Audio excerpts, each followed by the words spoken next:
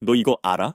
지금 전 세계가 정말로 심각한 기름 전쟁으로 완전히 난리가 났는데 한국만 조용히 석 달치가 넘는 원유를 확보해버린 충격적인 소식 말이야. 호르무즈 해협이 봉쇄되면서 전 세계 원유 수송의 핵심 루트가 막혔어. 원유 가격이 폭등하고 공급망이 흔들리기 시작했지. 영국에서는 주유소들이 줄줄이 문을 닫았고 자동차 협회에서까지 공항 주유는 자제해달라는 성명까지 나왔대. 베트남은 더 심각했어. 항공유 가격이 하루아침에 3배로 뛰었고 하노이 시내 주유소 17군데가 영업을 중단했어. 대부분의 동남아 국가들은 비축 시스템이 거의 없어서 앞으로 20일밖에 버티기 힘들다며 아우성치고 있는 상황이야. 일본도 마찬가지야. 원유 수입의 90% 이상을 중동에 의존하고 있는데 저장해놓은 비축유까지 이미 헐어서 쓰고 있대. 엔저까지 겹치면서 에너지 가격이 폭등했는데도 대체 공급원을 빠르게 찾지 못하고 있어. 그런데 한국은 어땠을까?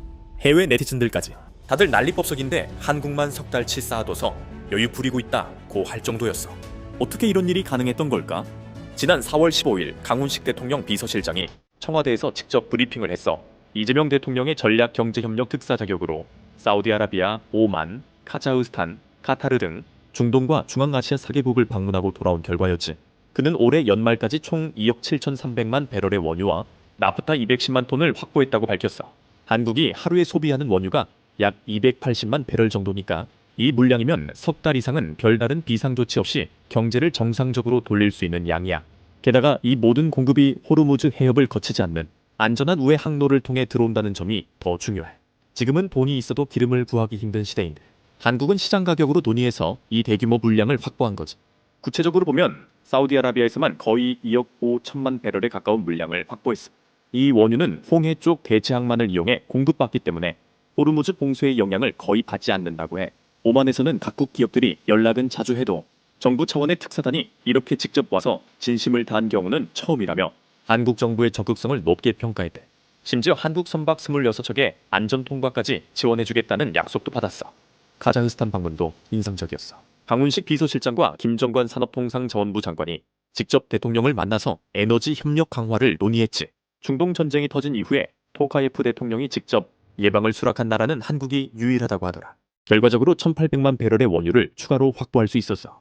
카자흐스탄 입장에서는 러시아를 거치지 않고 새로운 수출 루트를 뚫은 거고 한국은 호르무즈 위험을 피할 수 있는 안전한 공급선을 확보한 거라.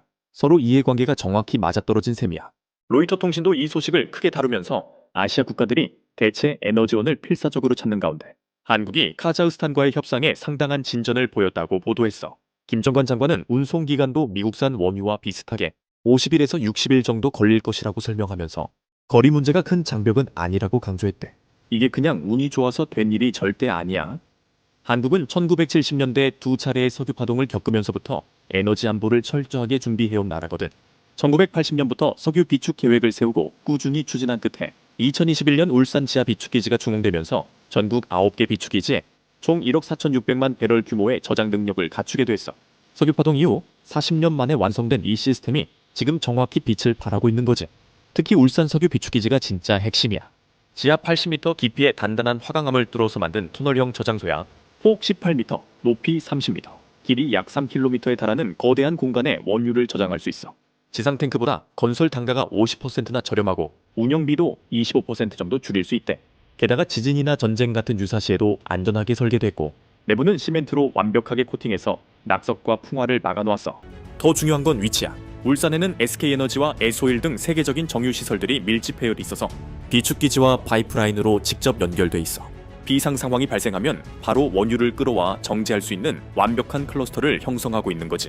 한국은 이미 이곳에서 중동산 원유를 정제해 휘발유, 경유, 항공유, 나프타 등 고부가 가치 제품으로 만들어 세계 5대 석유 제품 수출국이 됐어. 요즘 들어 중동 산유국들, 특히 UAE와 사우디아라비아가 한국의 이 비축기지를 눈여겨보고 있다고 해. 우리 기름을 한국 비축기지에 좀 맡겨줄 수 있냐며 협의를 진행 중이래. 쉽게 말하면 한국이 기름은행 역할을 하게 되는 거야. 중동 국가들은 공급망 충격을 미리 분산하려는 전략이고 한국은 맡긴 기름을 위기 때 우선 사용할 수 있는 조건을 걸고 있는 상황이야.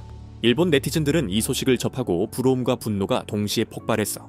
한국은 이렇게 빠르게 움직이는데 우리는 왜 손 놓고 있냐.